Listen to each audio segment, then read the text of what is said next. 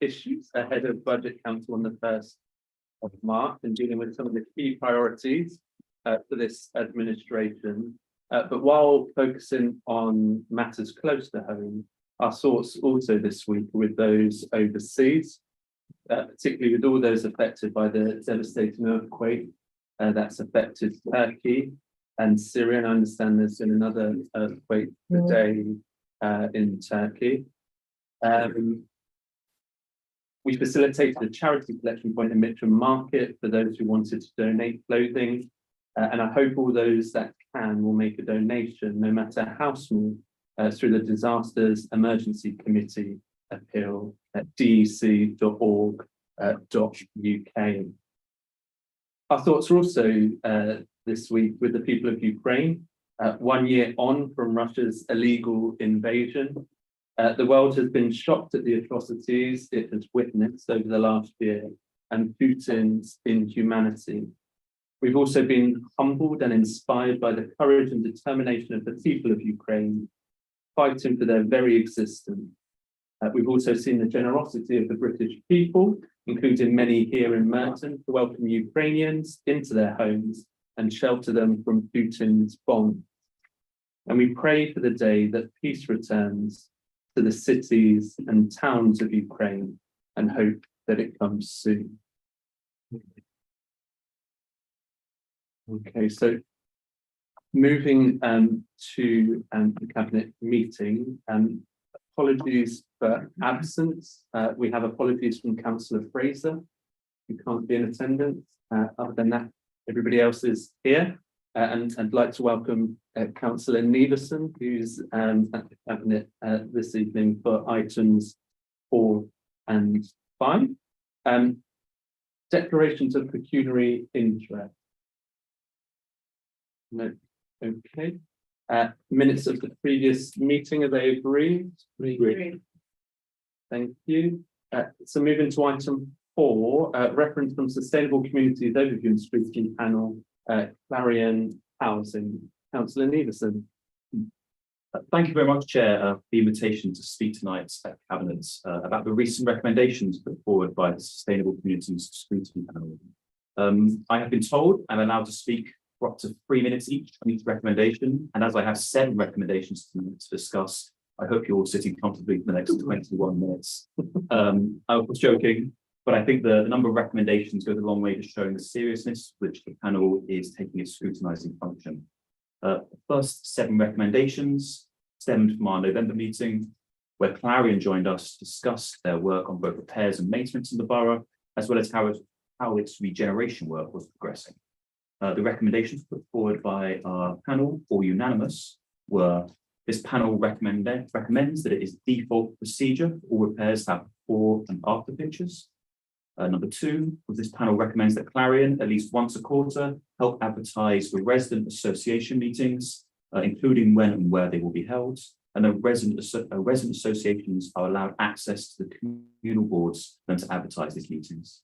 Number 3, this panel requests that Clarion report back on the improvements it makes to communications around repairs and updates to the panel at the next session they are due to report at. Number 4 was Clarion commit to review all their Merton properties with regards to retrofitting and improving their energy efficiency. Number 5 was this panel recommends that Clarion undertakes a review of all empty or unused community spaces so that some, if usable, can be allocated for use by resident associations. Number 6 was Clarion to review its protocols for communicating with freeholders and leaseholders on its properties with regards to complaints and repair response times. And number 7 was this panel recommends greater transparency. It's published about individual estates on their repairs and satisfaction rates from residents. While I, of course, urge the Cabinet to adopt these recommendations, I must also point out a somewhat unusual matter that many of these recommendations are pointed directly at Clarion, and so progress has already been seen on some of these. This includes, for example, numbers 1 and 7, where Clarion contractors are now taking before and after pictures on repairs they are doing in the borough. And we also have access to satisfaction rates and repair data on individual estates. However, as the recent case of Nell Salton has shown, there's still a long way for Clarion to go to build trust with its tenants And we'll be looking again at Clarion's performance in the near future on the panel. Thank you, Chair. Thank you very much, Councillor News. Councillor. Well, can I welcome these recommendations? I thank Councillor Neveson for his excellent leadership in this respect and for the time and attention the panel members have given to these housing issues. They know very well the issues of Clarion and other housing associations and their tenants and leaseholders are of prime importance to the borough and the priorities of the council, and even more so to the residents concerned.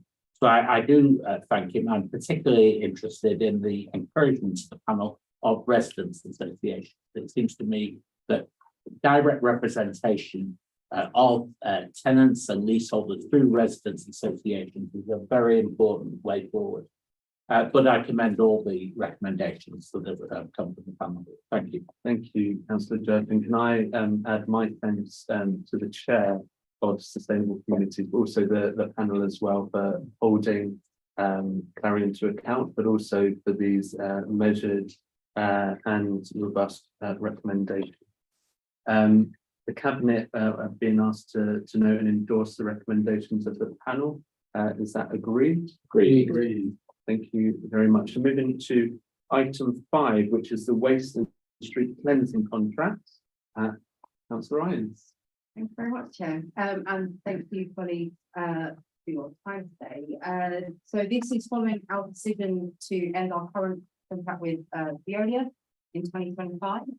Since we made that decision in October, there's been quite a bit of work going on in the background, and we've taken 2 steps. First one was to conduct a residents consultation about the service and how people were feeling, and begin to look at options around future delivery models for the service.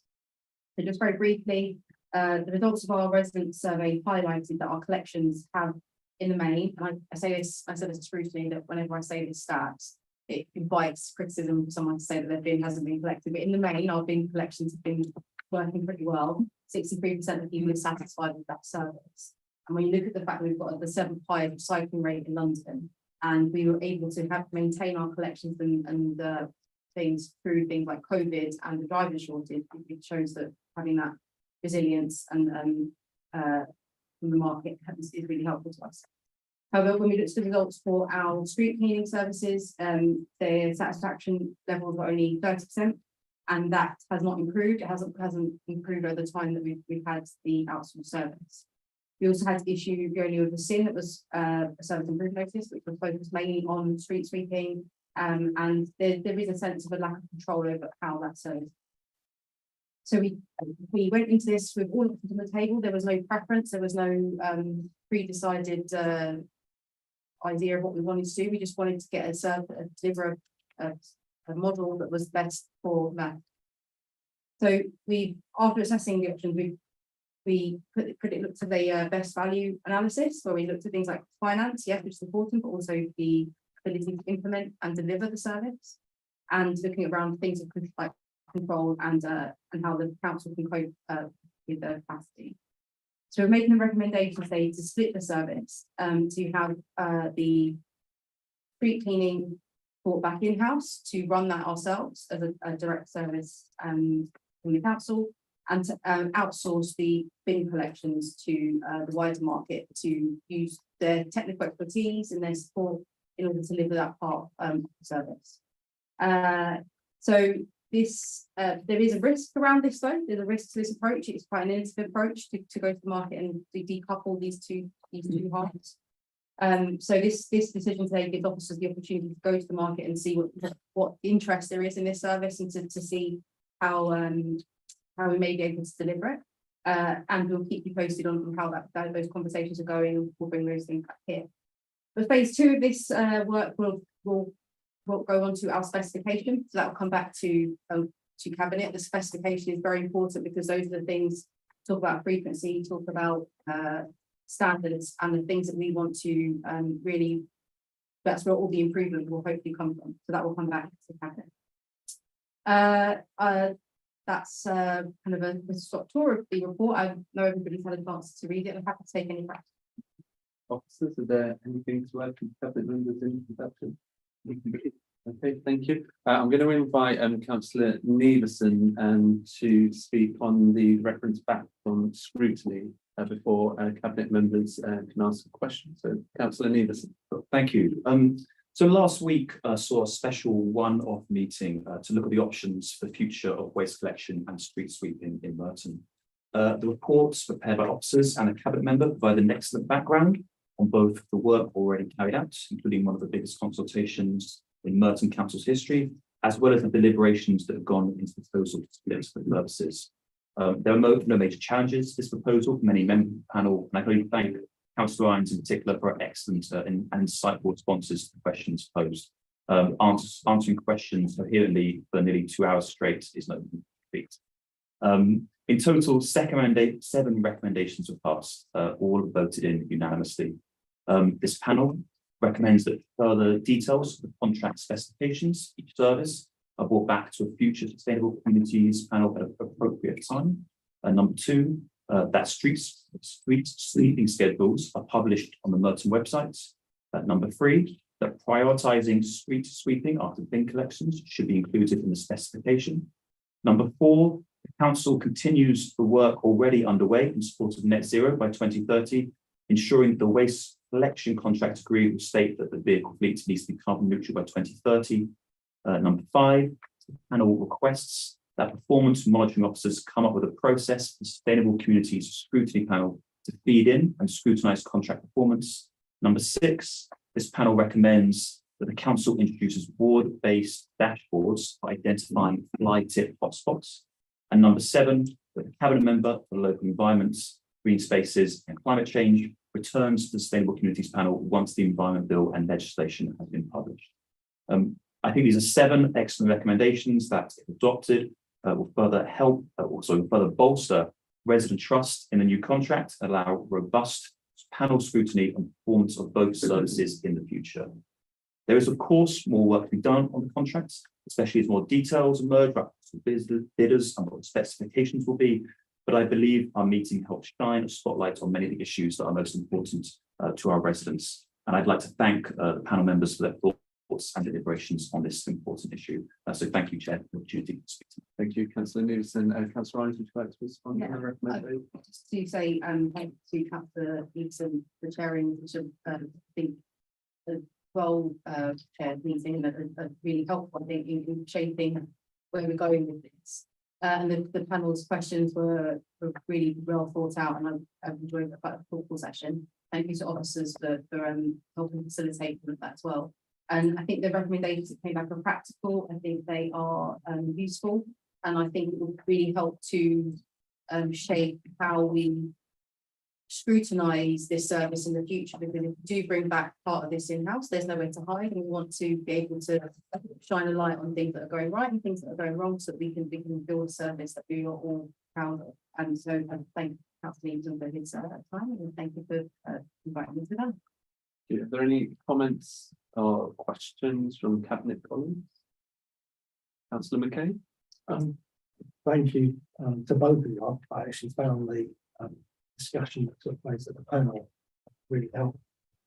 You talked about decoupling the 2 areas, and you've explained that sort of rationale behind that. I think the big question that residents will have is, what assurances can we have after the decoupling that there will be sufficient control over bin collections and how that's managed to provide the service that residents really want going forward?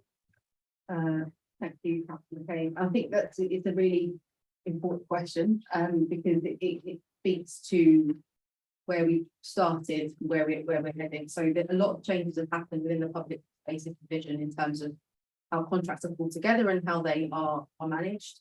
And you can see some of that in our new contracts around the agricultural services and the papers coming later on about environmental enforcement. We have a really robust partnering and governance and monitoring procedure now in all of our contracts, and that focuses on things like performance data, governance and structure of meetings, reporting requirements, so performance indicators, performance management, and corrective action plans. So all of this will be baked in from day one for this new contract. I think that we've learned a lot of lessons about what this contract needs to look like.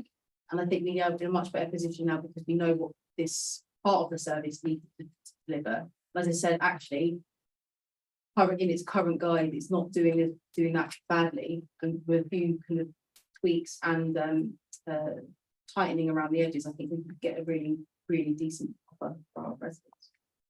Thank you. Councillor Ken.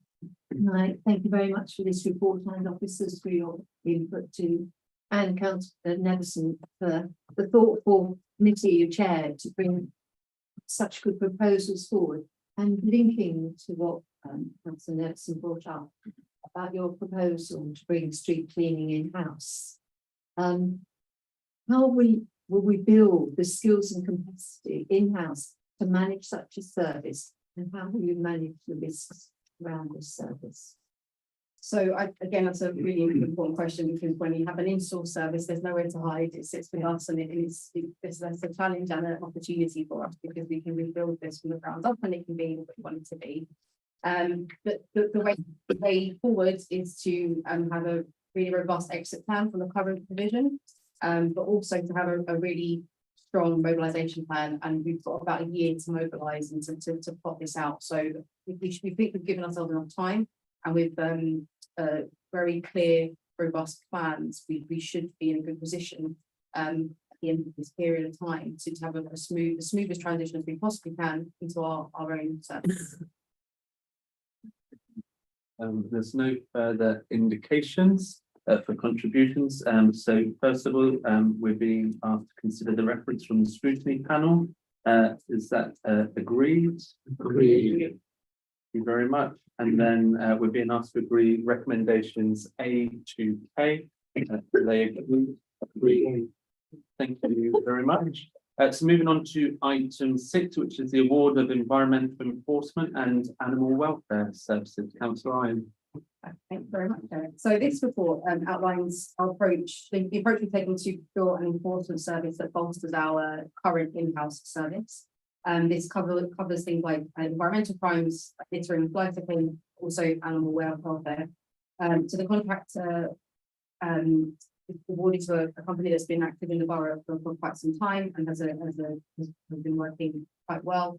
The way in business the service isn't just about handing out FPNs, it's also about changing behaviour and changing people's approach to how they deal with their litter. So it's also about having a bit of an engagement piece around it. It's not just about handing out FPNs. There's a bit of there's really key things in where they won with it was around things like social value and being able to provide workplaces and apprenticeships to residents, and to try and have a real focus on getting people who are not in educational training involved in this work, because it's a really good opportunity to bring people on board and get them trained up with. So I'm happy to take a question. Yeah, so is there anything to add? Only thing I would add is the animal welfare. We have a lot of valuable lessons.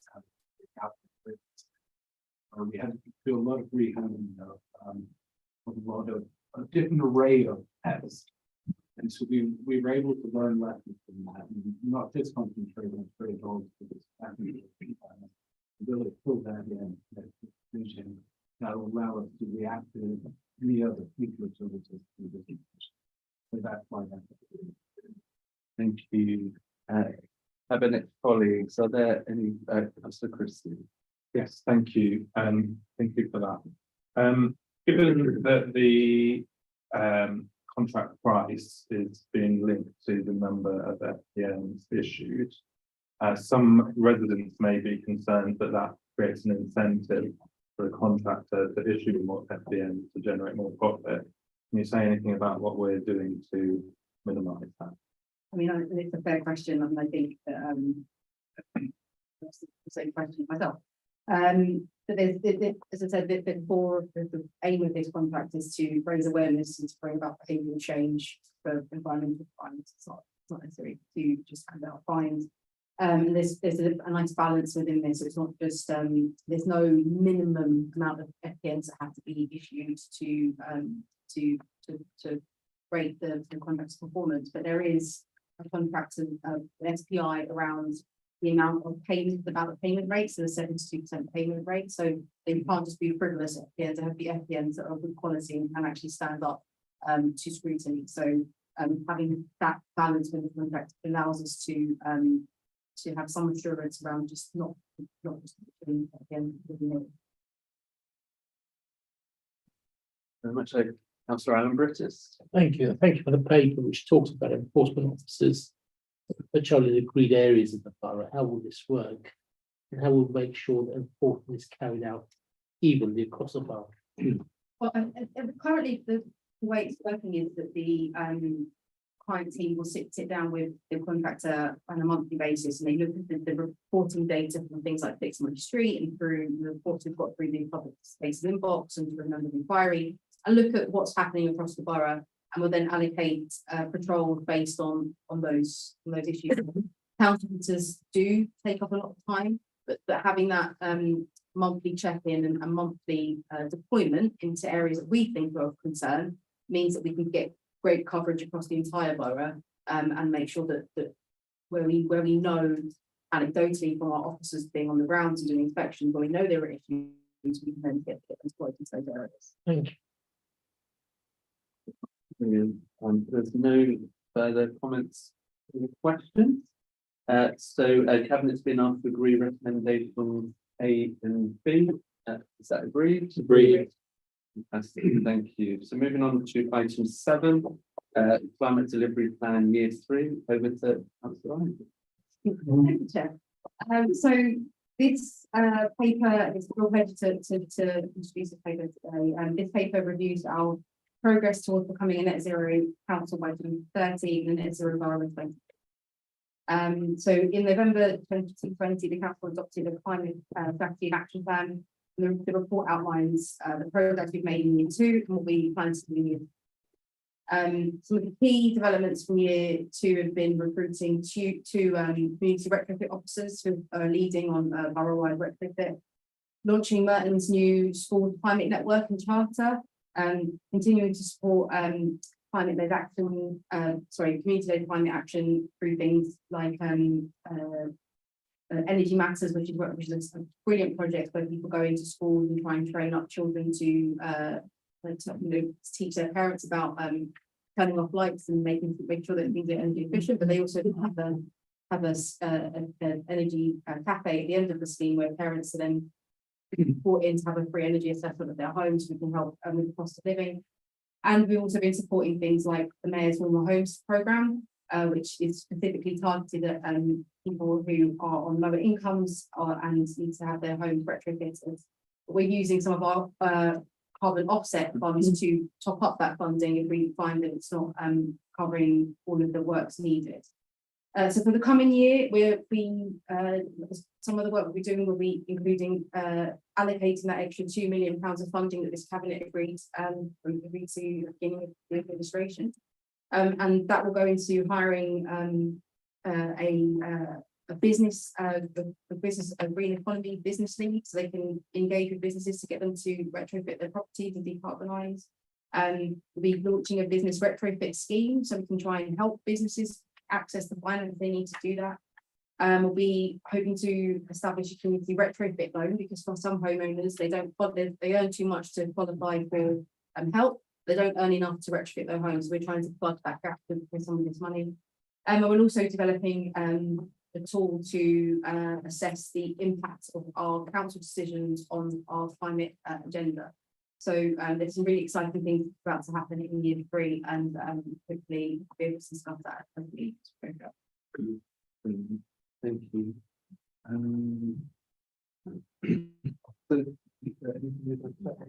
Thank you very much. Cabinet colleagues, Councillor Stringer. Thank you very much for your work, and your colleagues. But given that we have declared this emergency, in your view, are we going fast enough and far enough to meet the net zero targets by 2030 and being net zero borough? Well, I think anyone who spent any time with me knows I'm the kind of person, it's like, yes, it's nothing yesterday. So yes, no, I mean, if we could go faster, we would go faster. The last couple of years has really been about building capacity in the council, because we started from nothing. And it's all been about recruitment, and that's been quite hard because a lot of councils are after the same people we're after. But we are in a really good position now. So we've brought on new officers, and we've also brought on our engagement officer in time, so she can start doing things in the community and really embedding that work. One of the key things we're focused on is trying to make the climate agenda make sense to people who this doesn't normally make sense to, who don't normally become who aren't really the target audience for this sort of thing. And we're trying to make sure that our engagement reaches to those parts of the borough that this doesn't necessarily come on top of their agenda. Yeah. So, Councillor Jones.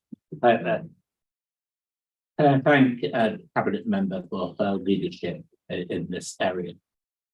There is no more important work for local government than to take forward tackling climate change. And it is really local government and local councils that can make a difference above and beyond, I think, what the UK national government has ever achieved. And it's partly because of our capacity for innovation, for taking the initiative, for experimentation.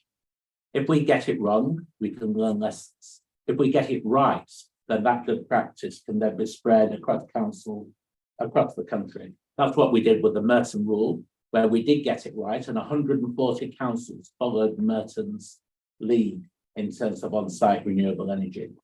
So it's a hugely important agenda. My question is, how are we going to measure the impact of the projects that we are funding, particularly around increasing the energy efficiency of existing buildings? I think every project we do will have a different set of measurements and different set of KPIs. But if we're thinking about energy efficiency, we'll be looking at things like how much it costs to heat and like that building. We'll be looking at CO2 emissions, and we'll be looking at that against our baseline that we took at the beginning of this exercise and this action plan. And we'll also just be talking, speaking to people that live in these buildings. And does it feel warmer when in the winter, and do you feel cooler in the summer? Is your property quite more pleasant to live in? If you've ever been in a house, a building that is really high energy efficiency, so if you go into the zero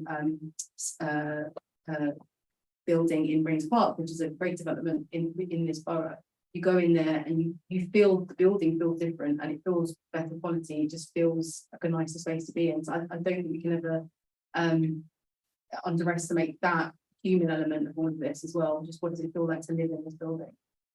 Thank you. There's no more indications, so colleagues have been asked to agree recommendations A and E. Are they agreed? Agreed. Agreed. Thank you. And then moving on to item 8. Chair, Clarion, may I sit down, leaving the room on the side. Thank you very much, Councillor Jones. And so neighbourhood seal and Merton's Civic Pride Fund. And thank you, Councillor. Thank you very much, Chair. So this is a really packed agenda with lots of exciting business, but this one is something I'm particularly excited about, providing funding of over £1.3 million to 22 projects right across the borough. So every time a large housing development gets underway, the developer has to pay a tax to us on this development called the Community Infrastructure Levy. The majority of the Community Infrastructure Levy is then need to support, as you can imagine, infrastructure projects, so school expansion, stations, improvements to highway that come from there being additional people living in these houses.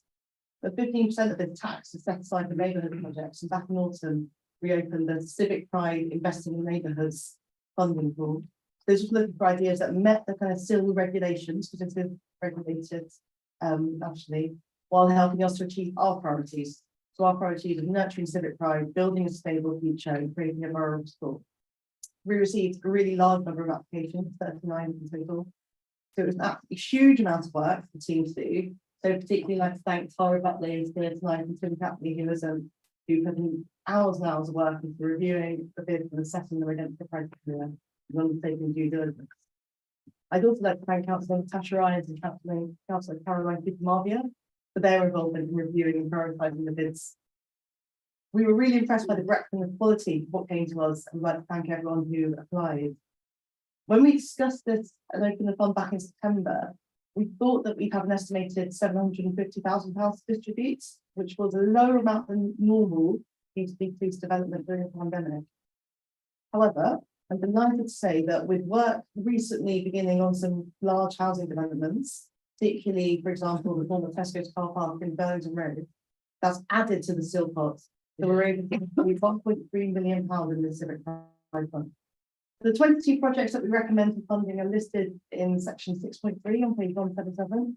And I'd urge you all to take a look at the full list. But just highlight a few that highlight the quality and the breadth.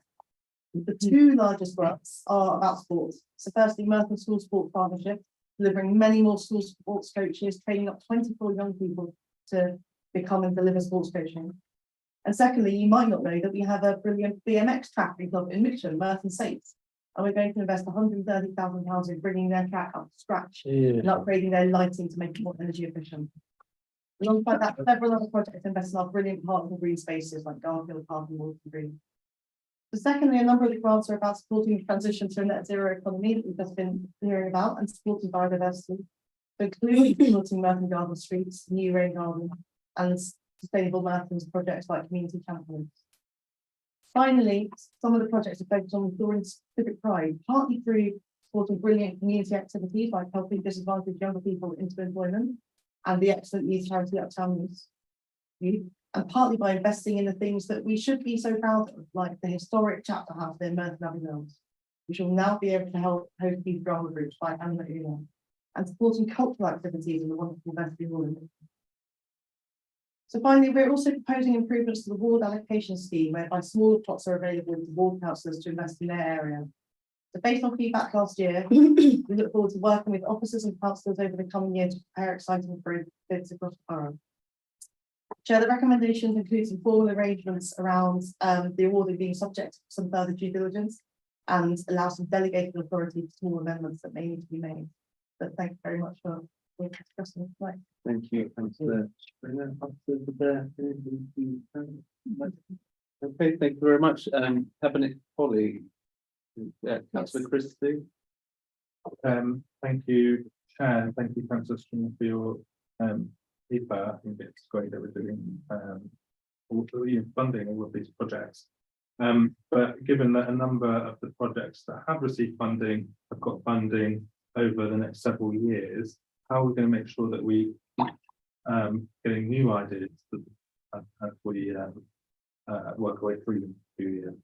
Thank you. That's a really good question, Councillor Christie. The eagle-eyed and obviously will respond to it. Some of the projects we're funding this year have previously been funded for this fund.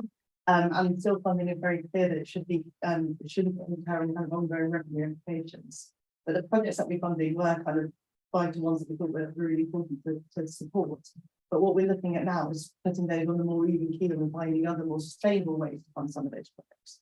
For example, a number of the projects that are around climate change and sustainability may be starting to be accessed and funded through the work that Councillor Ryan has just been talking about. And one of the other projects, the Chapter House project that I mentioned, has received some bits of funding in the past, and we're now fairly certain that this will be the kind of final grant that we're delivering to it in this through this funds, and it will now be in a position where it will be able to make its own money and be sustainable without further funding. Councillor Cooper Marbia. Yeah, thank you, Chair. And can I thank the cabinet member and officers for the work that has gone into this process, just ensuring that the funding is given to many organizations right across the borough. And also, I think it shows this administration's commitment, especially when you look at the funding to organizations, sporting organizations, shows the administration's commitment to creating Merton as a borough of sport. But can I just ask, how can we ensure that communities affected by new developments, especially large schemes, feel the benefits of the CIL funding? Thank you, Councillor. And yeah, again, a fair question. So Yes, the community infrastructure levy does go into kind of multiple projects, so we're talking here about the first small neighbourhood project, which do really make a difference. But the larger book of money is allocated to strategic still, which is very much designed to kind of counteract and invest in the areas that have had development, that residents aren't kind of aren't harmful affected by that thing, but instead their lives are improved by those investments. A good example comes from my ward, where we had a very large development around AFC Wimbledon. When AFC Wimbledon came home, hundreds of new flats were built. And some of the community infrastructure levy that was raised from that was put into supporting the local shopping parades. The Hayden's Road, the north side of Hayden's Road shopping parade, didn't used to have much footfall, suddenly has hundreds more people living there. And so we've invested in making it all look beautiful, doing up the awnings and so on, so that we can really be proud of that area. Thank you. Well, there's no more indications. So Cabinet's being asked to agree recommendations 1 to 6. Is that agreed? Agreed. Thank you. Moving to item 9, which I'll take with item 10 as well. So scrutiny of the business plan and the business plan 2020 at 27. Councillor Christie. Thank you, Leader. So as colleagues know, the budget for the next financial year and the wider business plan have been examined in great detail by the cross-party overview and scrutiny commission and by the scrutiny panels in recent weeks. I'm very grateful to all officers and cabinet members for their attendance and contributions at scrutiny meetings. Thank you. And I'm pleased to report that none of the panels or the commission made any referrals back to cabinet. So that brings me to the wider report detailing the finalised business plan ahead of the Budget Council on the 1st of March. So as an administration, we've been clear right from the start that we're ambitious for Merton, and that has never been more evident than in this, the first budget of this new Labour administration. With this budget, we've started the journey of delivering on our priorities of nurturing civic pride in the borough, building a sustainable borough, and establishing Merton as the borough of sport. This is by no means the last stop on that journey. Not everything we want to do will be done in this first budget. This is just the beginning, but we are taking bold steps to invest in the borough, getting ourselves fit for purpose and ready to deliver on these priorities. We're also continuing to help Merton residents through the cost of living emergency, maintaining the most generous council tax support scheme in the country, investing £8 million into paying all of our contractors a decent wage, and not least by returning a part of the government's recommended council tax increase through our special one-off 1% cost of living discount, the majority of Merton residents on their council tax bills next year. We've done all this whilst putting our finances on the most secure footing that they've been in a generation. Not only have we balanced next year's budget, but our plans also see us projecting a balanced budget for the year after too, and being well on the way to balancing the entire 4-year MTFS, something that no previous administration, Labour or Conservative, with a number of former Labour council leaders in the room, no previous administration has achieved in recent memory. So I'm proud to be bringing forward this balanced, robust cost of living budget for next year, as well as the wider business plan. And I'm looking forward to continuing on our journey of delivering Merton residents in the years ahead. Thank you. Thank you very much, Councillor Christie. Go please, for Just a couple of points, Chair. Obviously, this is a further improvement in the position we reported in January, where the figures, the gap for 2026 is improved by about 200,000 up to 26.7. It's improved by a further 2 million, which is even better news with regards to our ability to balance the budget over the 4-year term. We've had the final settlement since we last reported, and that's had a positive, albeit one-off, improvement to our finances by some £350,000 through distribution of some extra services grant and a share of the national business rate surplus. So that will be used for one-off purposes. And we've also, through our good financial management, been able to absorb the provision that we had in the budget for the dividend that we need to get from Chas, thus freeing up further reserves. Also included in my in this report is my own section 151 officer statement on the positive assurance statement, which clearly I can state that our estimates are robust and our reserves are adequate. Which is, very good. Thank you very much. Are there any questions or comments? Councillor Yeah, I just, I know I'm getting on a bit in the fact. I'm drawing my pension, it's fine. But did I hear you right, that not one of our esteemed councillors in opposition have made any recommendations for us to either slow down or speed up, or to up on up, to go back on something, to spend more on something, to spend less on something, not a single recommendation back. Is that right? That is right, Councillor Brutus. No scrutiny panel or the commission made any recommendations back to cabinet for any changes. So I think we can consider that a vote of confidence Yes. in the balanced, robust cost of living budget that we are bringing forward. I'm sure we all look forward to cross-party support at the budget council meeting. Councillor Judge. Well, sound money is at the root of the good management of any council. And I do compliment Councillor Christie and yourself, leader, as a team in bringing about this unprecedented situation of balancing the budgets in 2 consecutive years. We are in a very advantageous position. And I certainly hope and believe that that will continue into the future. So well done. Thank you, Councillor Judge. There's no more indications, comments and questions. So we're being asked to agree to note, recommendation A on item 9. Is that noted? Is that agreed? Agreed. And that is to no recommendations were put forward by scrutiny. And then for item 10, the business plan 23 to 27, cabinets to agree recommendations 1 to 9. Are they agreed? Agreed. Okay, so item 11, the financial monitoring report, December 2022, Councillor Christie. Thank you, Leader. As we say, the December 2022 period 9 monitoring report.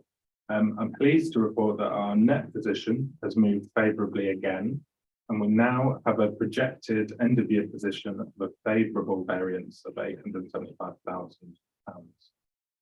This is largely a result of positive corporate income contributions when compared to existing departmental unfavourable variances. So I'm pleased to say that these have come down since November, so we are going in the right direction with those. We're also, as you know, putting growth into the budget next year to address some of the structural overspends that exist. But we will clearly remain focused next year on limiting unfavourable variances wherever possible. We are also asked to note some adjustments to the capital programme to take account of some slippage, some capitalisation of salaries for certain projects, as well as to account for some of the successful bids for our Civic Pride Fund, as outlined by Councillor Stringer earlier. Thank you.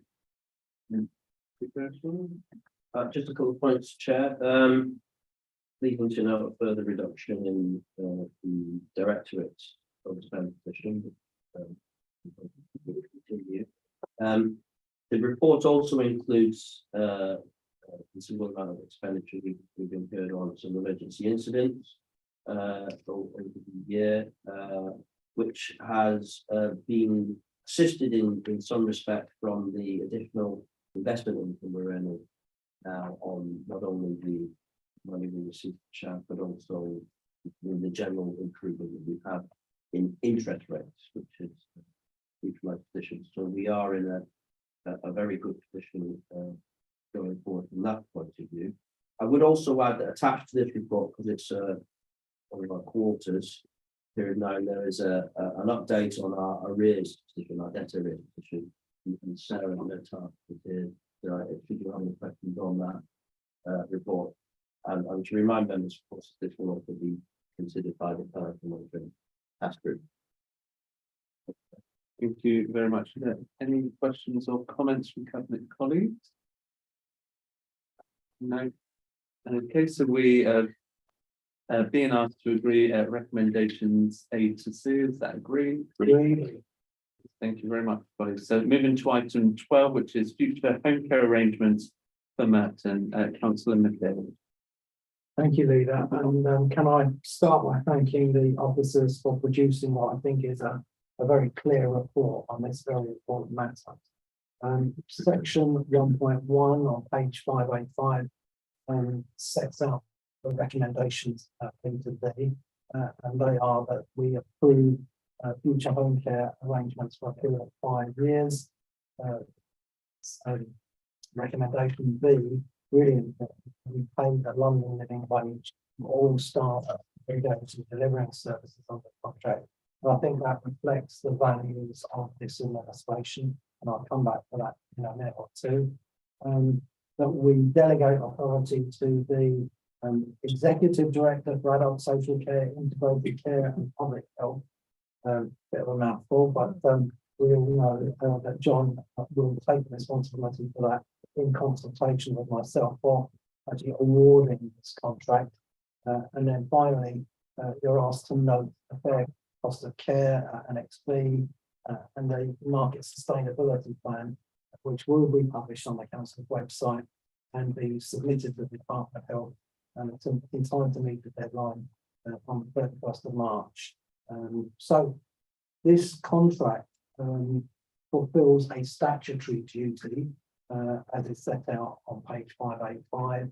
And what this is about is enabling people to remain living at home. The service provided is explained in paragraph 1.6, but it really is such important work because it involves washing and bathing, dressing and undressing, assistance with eating and drinking, assistance with getting in and out of bed, including the use of a hoist if required, and other aspects of personal care. It involves cleaning of rooms, vacuuming, changing bed linen, making beds, disposal of household rubbish, cleaning of crockery and utensils, general tidying and other aspects of cleaning and general home care. We all know that if people don't have that, then they're unable to live at home, and the consequences for them and for the council are really significant. And providing a good service that delivers all that care is absolutely vital. And I think because it's such important work, and we all know how the care market has been going lately, it's really important that we recognise the value of that work and treat the people delivering that service with respect and give them the dignity of earning the London living wage. And they're not going to go off and buy new yachts or helicopters to get them to their yachts. They're going to spend this money in the local economy. And one would hope that that would have a multiplier effect of creating jobs and employment. When this money is spent in our local economy, far too much of it sadly is going to be spent on utility prices, but nevertheless, we are giving them the opportunity to earn a decent wage as set out in paragraph 217 on page 595. The other thing that I'm really pleased to say is that we've made provision here for both travel time and travel costs. I think, Leader, you raised this issue previously, and this is really important because we've all heard these stories of people who are expected to go from one client to another, but they're not given any time to do it. And we don't yet have a means of transporting them like they did on Star Trek, and so it's important to give them some pay for getting from one to the other and pay them for their travel time. And this contract will do that. And then finally, the projected spend on this is over a 5-year period, £57 million. So it is a huge contract. And I'm very conscious as are the officers in adult social care, that this is an awful lot of public money, and we have a responsibility to get value for that public money. People that know me, and people that have worked with me over the years will say that if you give me £57 to spend, but certainly when I was working in the voluntary sector, I spend it very carefully, and I want to know how we spend it. But when it's 57 million, there's a lot more zeros involved. But the same principles will apply. We will get value for money. We will expect an outstanding service, but we'll also pay decent wages to the people that are delivering it. And I'll commend these recommendations to the cabinet. I'm happy to answer any questions. Thank you, Councillor McKay. Mr. Morgan, Nothing else. thank you very much. Colleagues, any questions, comments? Councillor Stringer. Thank you, Peter, for councillor, thank you again, for outlining that so fully, but can you just kind of what is the driving force behind the changes to this contract? We have a statutory duty, as I've already explained, to deliver such services, but we want to improve outcomes for the residents to enable them to stay at home, and that's so important.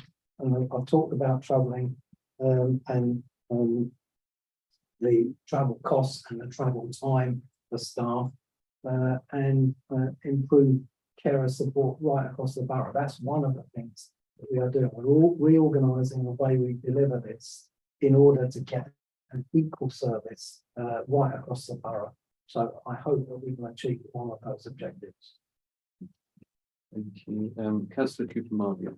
Yeah, thank you, Chair. I think I like everything the cabinet member have just said about this contract. I think it has potential to be a game changer here in Merton, actually paying for travel costs, paying decent wage and all like that. But as you said as well, this is an incredibly huge amount of money, £57 million over 5 years.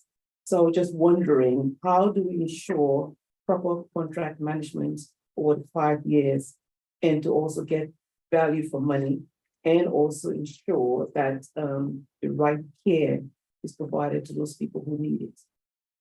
Well, given Councillor Cooper-Marvia's profession, then I would expect her to be having a laser-like focus on how we get value for money. But one of the things that we're introducing is set out in paragraph 110, which talks about the systems that we've been using to make sure that the time that we've allocated, we're paying for, is actually the time that's being delivered. So there's a system called CN 2000. We can give you further details of this if required, but basically it's there to make sure that when people arrive at the beginning of their session in the home of an adult requiring service, that's logged in, and how long they've spent there is also recorded. But in addition to that, there will be spot visits. There is the existing sort of complaints procedure and safeguarding, and all of these things help us get a picture of what's going on. And then we have the intelligence group, which has been set up to share with partners things that others are spotting or noticing. And you know, now that we're working alongside and in partnership with Civic Health and other agents, it's really important to share that information. And if there's something untoward that emerges about a particular individual or one of the contractors, then that information will be shared. But you can have my absolute assurance that there will be a laser-like focus on getting value for money and making sure that that £57 million is spent for providing the best possible service for the adults that we are serving. Thank you very much. Okay, is there any other contributions from colleagues? No, okay, so can I just add my thanks to Councillor McKay, but also to officers as well. This is a win-win not only for our residents and the care that they receive, but also for the workers providing that care, and that they do get a decent wage and is very much in line with the ambitions and aspirations of this administration. Cabinet members, we've been asked to agree recommendations A to D. They agree? Agree. Thank you very much. Item 13, supply of electricity to London Borough of Merton. Councillor Chris. Thank you, Leader. So this is regarding the procurement of the council's electricity supply. As colleagues will remember, last year, after Putin's barbaric invasion of Ukraine, and in solidarity with the people of Ukraine, this council cancelled its utility contract with Gazprom, the Russian energy giant with strong ties to the Putin regime. As a result, we've gone out to market to re-procure alternative energy providers for our energy supplies. And as with the recently awarded gas supply contract, a new electricity provider also submitted a bid. The contract has gone through the council's procurement board and they've signed off on the proposal. Therefore, we're recommending that the council contract with this new supplier on a 2+2+2 year basis to ensure a stable and reliable provision of electricity to the council over the next 6 years. Thank you. Thank you. Nothing to add. Okay, thank you. Just for colleagues come in, just to advise that there is some detail in the exempt report. Of course, that's commercially sensitive information which we're not able to discuss in the public domain. And in the interest of openness and transparency, we would like to do as much of the discussion in public. Is there any questions or contributions from cabinet members? No. Okay, so we're being asked to agree recommendations A and B. They agree? Agree. Fantastic. Well, thank you very much, everybody. That